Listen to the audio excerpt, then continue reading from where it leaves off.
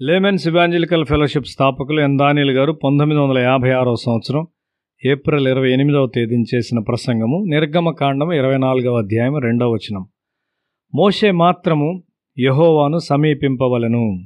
తన విధేయతను బట్టి మరియు దేవుని పిలుపును బట్టి దేవునికి సమీపంగా ఉండుటకు మోషే అర్హత కలిగి ఉన్నాడు.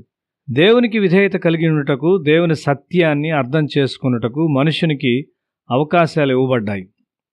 మానవుని సహజమైన తిరుగుబాటు స్వభావము దేవుని సత్యమును ప్రశ్నించి విధేయతను వాయిదా వేయును.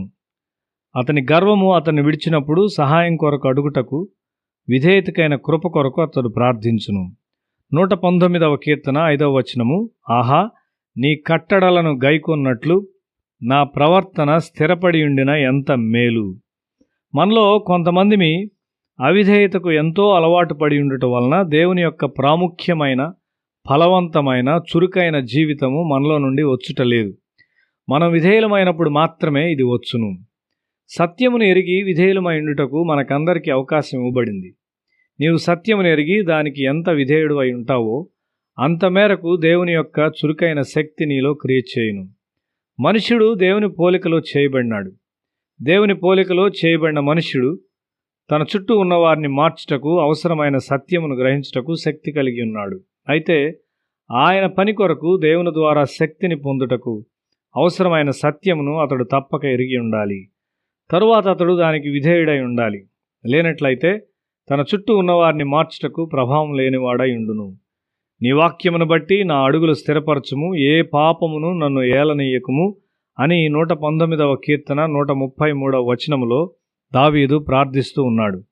దేవుని వాక్య ప్రకారం నడుచుట ద్వారా మాత్రమే, మరియు ఏ దుష్టత్వమునకు అతని మీద అధికారం లేకుండా చూసుకున్నప్పుడు మాత్రమే తన సాక్ష్యము ఇతరులను ప్రభావితం చేయును అని దావీదు గ్రహించాడు. దేవా, నన్ను దీవించుము అని అడుగుతూ ఉండుట మంచి విషయం కాదు. దేవుడు నీకు బోధించి నీకు విధేయత గల ఆత్మను ఇవ్వమని అడుగుట మంచిది. ఎందుకు మోషేను మాత్రమే సమీపమునకు రమ్మని దేవుడు అడిగాడు? అతడు విధేయత నేర్చుకున్నాడు. అతడు పిలుపును అంగీకరించి దానికి అవసరమైన విధేయతతో తనను తాను లోబర్చుకున్నాడు. ప్రతి చిన్న విషయమునకు అతడు దేవుని యొద్దకు వెళ్ళి నేనేం చేయాలి, నేనేం చెప్పాలి అని ఎందుకు అడగాలి? అతని జ్ఞానం పూర్తిగా సరిపోయింది కాదు అని అతడు గ్రహించాడు. వారి జీవితమునకు సంబంధించిన ప్రతి విషయమును గూర్చి దేవుని అడిగేవారు నిజంగా ఆయన్ను వారి జీవితములకు ప్రభువుగా చేసుకున్నవారు. ఆయన వలె నిన్ను ఒక సామర్థ్యం గల వ్యక్తిగా చేయుట దేవుని ఉద్దేశమై ఉన్నది. మనకు బోధించలేకపోవుట మరియు ఆయనకు మనం విధేయులముగా ఉండునట్లు చేయలేకపోవుట దేవునికి గొప్ప విచారంగా ఉన్నది. వారు నేర్చుకొనవలసిన సత్యమును వారికి చెప్పకుండా వారిని దీవించుమని దేవుని అడగవద్దు. మొదట సత్యమును తెలుసుకొని తరువాత విధేయుడై ఉండుట నేర్చుకొనుము. అప్పుడు నిన్ను తాకిన వాడు వాస్తవముగా ఆయన్ను తాకుచున్నాడు. ఆ విధమైన విషయమును సాధ్యపరచుటకు దేవుడు ఒక మార్గమును కనుగొన్నాడు.